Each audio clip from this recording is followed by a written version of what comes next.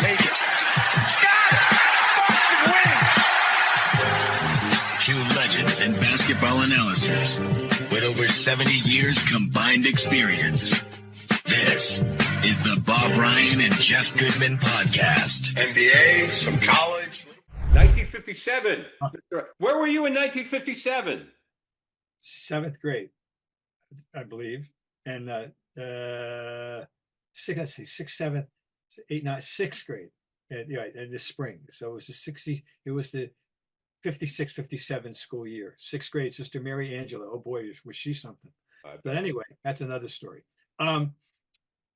The finals in 57 had one of the most interesting background. There will never be another background to equal the pairing in those finals of the Boston Celtics and the St. Louis Hawks. It all began back at draft day when the Celtics and Hawks made a trade. Bill Russell was available. Boston Celtics wanted Bill Russell, who, by the way, Red Auerbach drafted without ever having actually seen him play. He drafted him on the recommendation of his college coach, Bill Reinhardt, period. I know, hard to imagine today, but that was the world in 1956. Russell, despite his notoriety, 2 NCAA championships, an Olympic gold medal, Red never happened to have caught any of those games. He just knew what his coach told him and what people were saying, that he was the guy to go get him the ball. They needed to come by the guy to go get him the ball. Okay. They make a trade with the St. Louis Hawks. They trade Ed McCauley, who was a Celtic retired number 22, and the rights to Cliff Hagan, who had been drafted by the Celtics after coming out of Kentucky, along with Frank Ramsey, and had to go into service. So he had not played as a rookie with the Celtics because he was in the service. That's the old days, by the way, folks. Guys went in the Army often.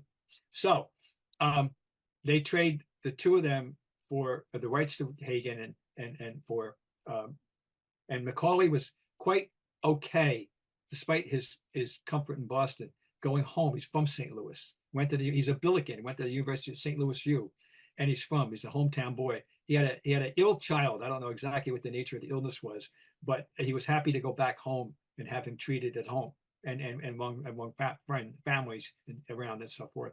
So he didn't object to the idea that Red was going to trade him. He didn't take it as an insult or anything. So, okay. So there's the background there. Number 2, Red Auerbach once worked for the owner of the St. Louis Hawks, Ben Kerner.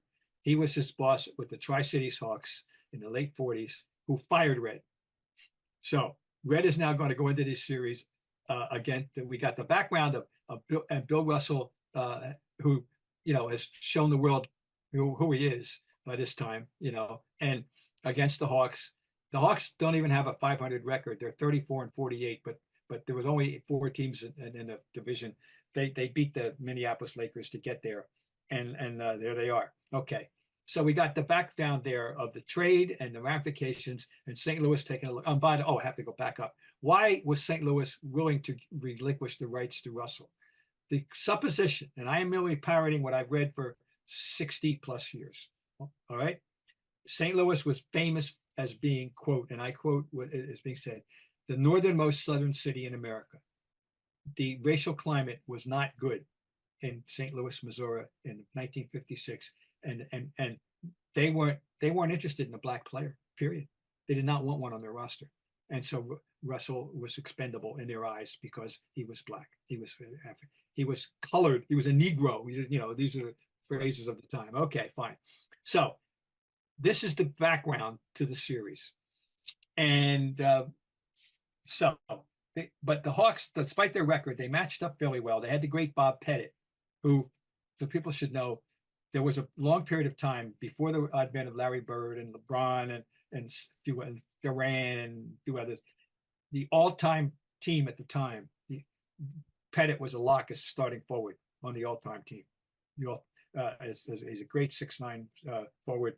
Okay, Bob Pettit was a wonderful player, and McCauley still had something left. I looked up. McCauley averaged 17 points a game for them that year. He still had something left. Hagan was a rookie and breaking in. He was an auxiliary player. Okay, so and that was the match. Oh, Cousy, nemesis, if he had one. And he always said the toughest guy for him to play against was Slater Martin. Well, guess where Slater Martin had just come from? Minneapolis to St. Louis. He's on the Hawks. So Cousy's up against his nemesis. And so they actually matched up reasonably well. Forget about the records. The Celtics, by the way, were 48-34. Not like they romped, So anyway, all right. Game 1 set the tone. We got it here. Wait a minute. Yeah. Game 1. Double overtime to kick off the NBA Finals. Okay. Jack Coleman of the Hawks, who will factor in later down the road, and very importantly, hit a winning shot at the end of a shot clock to create the final score. Celtics did not score afterward. Pettit had 37 points. So we initiate this with St. Louis beating the favorite Celtics 120 in Boston, 125-123 in double overtime. Celtics rebound with a predictable bounce back in game 2. They win by 20. Game 3. Before the game, Red Auerbach observed the rim, the basket, and thought it was too short. And the reason he said Cousy and Sharman could touch it, they could touch the rim. He said, there's something suspicious there if Cousy and Sharman can touch the rim. So he tells the referees, and the referees okay a measurement of the basket. I don't know. Well, Ben Kerner was incensed. He thought Auerbach was trying to show him up. Okay. And they got into an argument, and Red punched the owner of nothing happened. It was before the game. Okay. Now let's play. So, the Hawks go on and win by 2, 100-98, to take a 2-1 lead in the series. Game 4, Celtics bounce back, 123-118. Game 5, they win 124-109. Game 6 in St. Louis, with St. Louis fighting for its life. If they win it on a tip-in of a missed shot. Pettit missed a shot after Cousy missed a free throw that could have put the game away. And the Hawks come down and score, and they win by 2, 96-94, and force a seventh game in Boston. Okay. April 15th, 13th, I think it was, 1957. I think it was a Saturday afternoon. I'm not sure about that. We have the first Game 7 in Boston Garden history. Now, you have to keep in mind, the Celtics prior to this had never been to a finals. They had never gotten out of it, had never been to a finals at all. Okay. So it is an epic game. And at the near end of regulation, the Hawks were up by 1, and Russell had just run off the court on a fast break. And Jack Coleman, who was a good athlete, 6'7", is heading down the court, and he's way ahead of the pack. And he's going to put a basket that's going to put them up. They're going to win up by 3. Russell runs him down, blocks the shot. Both Bob Cousy and Tom Heinsohn told me more than once, and told other people repeatedly, it's the greatest play they ever saw in their career. So that Russell's, how he ever did that, they'll never know. And then the Celtics did pull the game out in double overtime. And guess who got the 2 winning free throws that Jim Luskatop.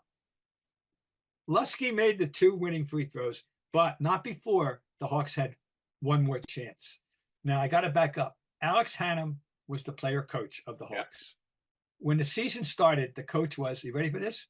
A guy you might have heard about, Red Holtzman. Really? Red Holtzman was the original coach of the team. Wow. He was fired when they were at 14-19. He was fired after game 33. He was replaced by Slater Martin as a player coach. Slater had no interest in coaching. And they eventually gave it to Alex Hannum, who was an itinerant journeyman forward who had moved around. They had picked him up and made him the player coach. And he seldom played at all, but he was especially a player as well as a coach. So Alex Hannum, who had not played 1 second in this game, inserts himself to make it the big play. What he's going to do is I don't know exactly how much time was left, a couple of seconds, okay? He is going to throw the ball the length of the court off the backboard and hope that Pettit can can get it and score. He throws the ball the length of the court. Now that's not that easy, and he does because he's a big, strong guy. He throws the ball length of the court. The ball, I don't know whether it ricocheted off the rim, but it ricocheted back out, and Pettit got a hold of it and put it up, and it hung on the rim and fell off. Or else we would have been in a third overtime. So it almost worked. Yeah, that's how it ended. That's how the Wow. first Celtic championship was guaranteed on an almost miraculous play by Pettit. That was some inauguration for Boston's playoff finals history. I'll tell you, seldom has there been any better, more riveting, dramatic 7-game series in their entire history than the first one. And by the way, Cousy and Heinsohn and Red, and Russ, they all said the first one, was special. First one's the best one. Russell wore 2 rings, by the way, habitually. The first championship and the last, right, in 1969. But they all cherished that first championship. You can imagine. Tommy had 20 rebounds in that final game. Oh, I buried the lead. Oh, okay, folks, ready for this? Cousy and Sharman, who were the habitual all-league backcourt. I mean, Cousy, in the 50s, first team. Cousy Sharman, okay? Cousy says peak. Cousy and Sharman shot a combined 5 for 40. Cousy was 3 for 20 and Sharman was 2 for 20 or vice versa. Thank God, rookie Tom Heinsohn, the rookie of the year, 37 points and 23 rebounds before fouling out. And Russell, 19 points and 32 rebounds. So the rookies gave them 59 points and 55 rebounds. So they saved their life, the 2 rookies. Yes. Well, Cousy and Sharman were going 5 for 40, 4-0. Tommy always enjoyed it when we brought that up. I bet. Of course, he should be totally proud. Should have been totally proud. Well, I think his point was, and I'm paraphrasing here, and obviously Bob and Tommy were great friends. They did Holy Cross games together, Celtics games. But I think it was something to the point where the veterans, I think, were too smart, so they were tense. And maybe the rookies were too dumb, so they weren't. It was like, seriously, it was like lack of experience. They didn't know any better.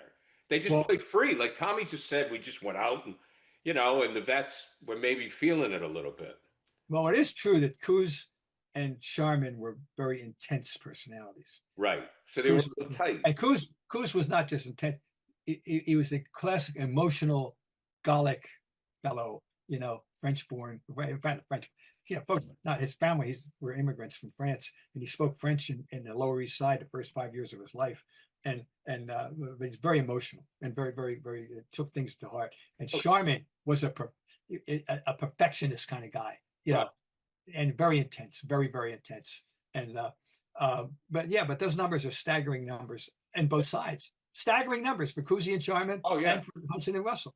But that's part of the fun of that, And I talked to people, when I came along as a young, snippy writer in the 1960s. Talking to guys that had covered it, and they rhapsodized about that day, that game. How much they just rhapsodized about Game 7 in 1957. One of the great days in Celtic history.